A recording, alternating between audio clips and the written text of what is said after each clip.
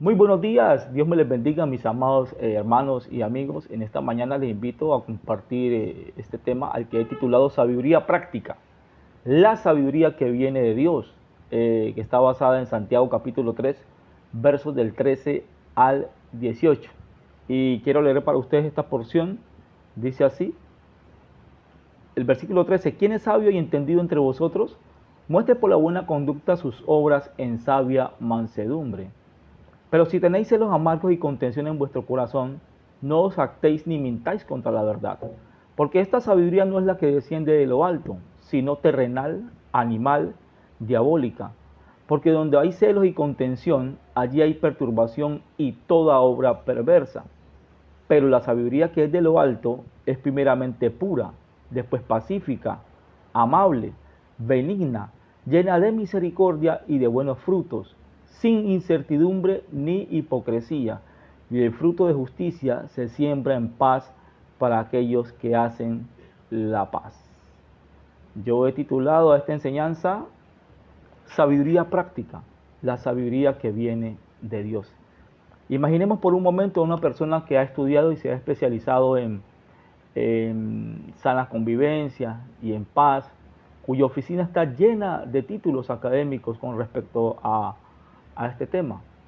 Pero en la vida real, en la vida cotidiana, esta persona lo que hace es generar conflictos, generar contiendas en su familia, en su equipo de trabajo, en su vecindario. Entonces claramente estamos frente a una contradicción, ¿sí? Alguien que debería promover la paz y la sana convivencia está haciendo todo lo contrario.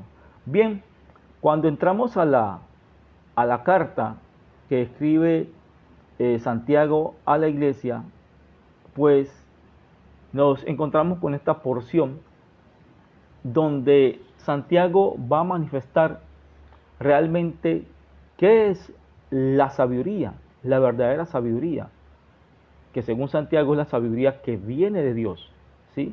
También nos va a describir lo que no es esa sabiduría, ¿sí? Y cómo esa sabiduría, la que viene de Dios, se manifiesta en la vida práctica. Es lo que vamos a mirar a continuación.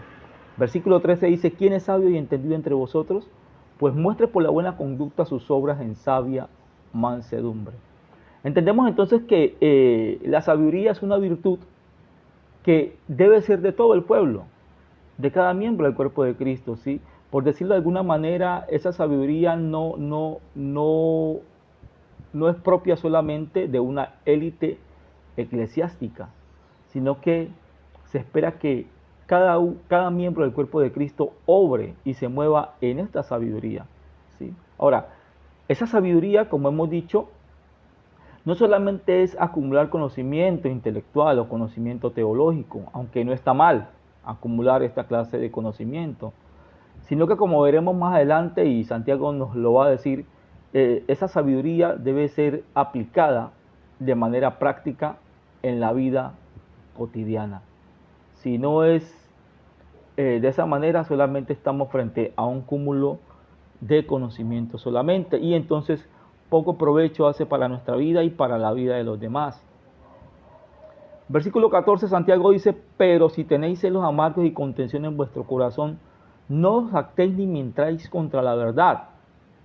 Versículo 15, porque esta sabiduría no es la que desciende de lo alto, sino terrenal, animal y diabólica, porque donde hay celos y contención, allí hay perturbación y toda obra perversa. Entonces, desde el versículo 14 hasta el 16, Santiago hace una descripción de lo que no es la sabiduría que desciende de lo alto, ¿verdad?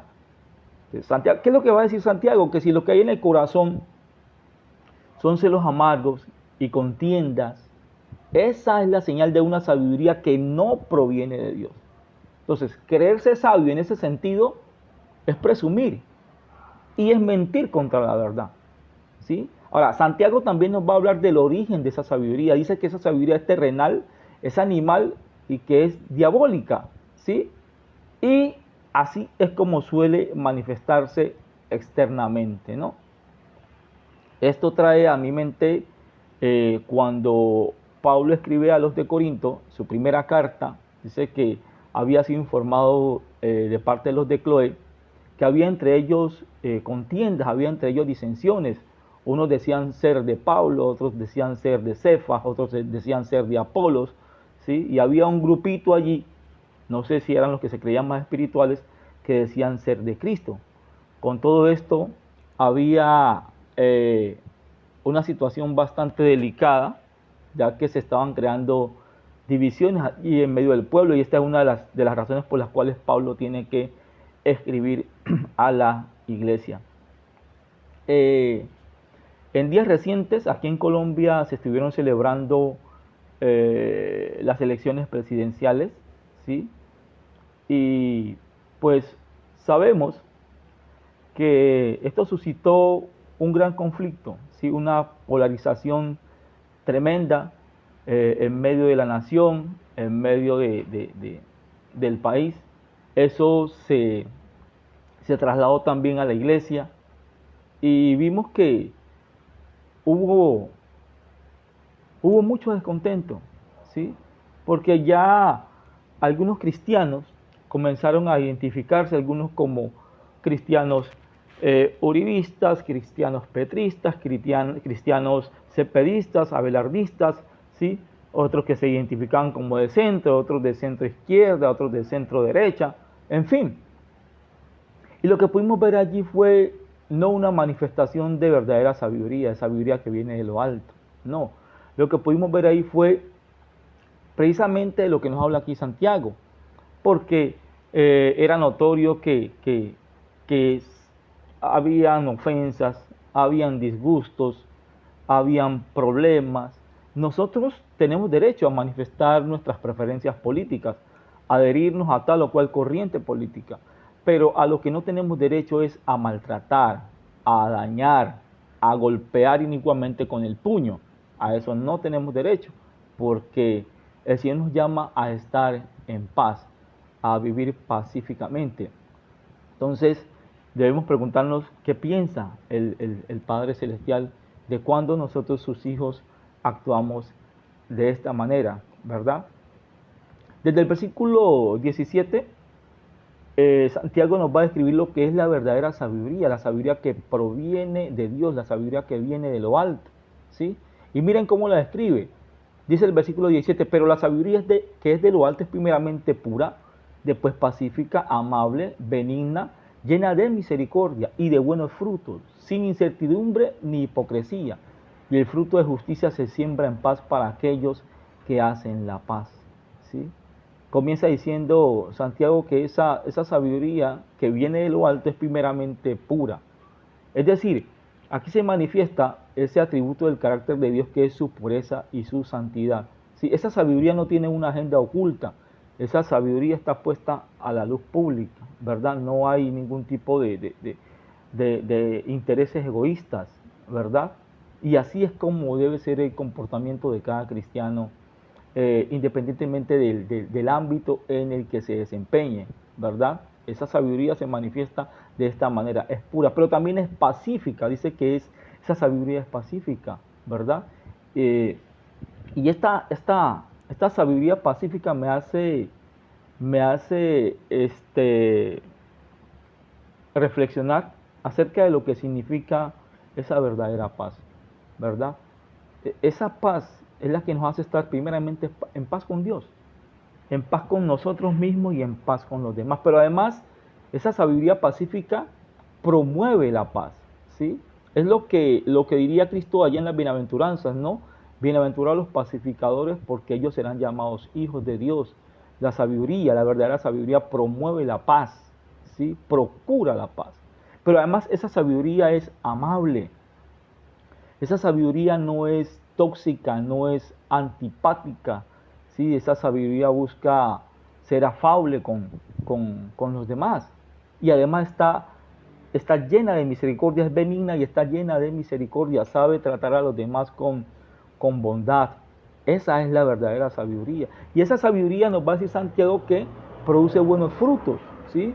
Entendamos que esos frutos, o ese fruto, puede ser comparado con el fruto del Espíritu Santo. Son frutos dulces, son frutos agradables, los cuales Dios viene a buscar en nuestras vidas.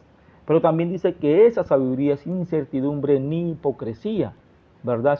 Realmente es una sabiduría que está llena de fe, no tiene incertidumbre, obra en fe, obra en lealtad, ¿verdad? Y ese fruto de esa sabiduría dice que se siembra en paz para todos aquellos que hacen la paz.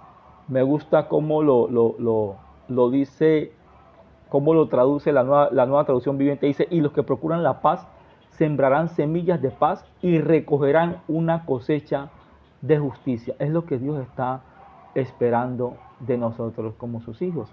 Así que debemos en primer lugar manifestar como hijos de Dios esa verdadera sabiduría, la sabiduría que viene de lo alto. En segundo lugar, identificar por sus características esa sabiduría que no proviene de Dios, sino que es terrenal, animal y diabólica. Y una vez habiendo identificado, conociendo cuál es la sabiduría de Dios y cuál es la que no proviene de Dios, debemos procurar establecer y vivir en la sabiduría que Dios espera que nosotros vivamos. Mis amados hermanos y amigos, muchas gracias por haber estado atentos pues a esta enseñanza. Nos vemos en una próxima oportunidad. Que Dios les continúe bendiciendo.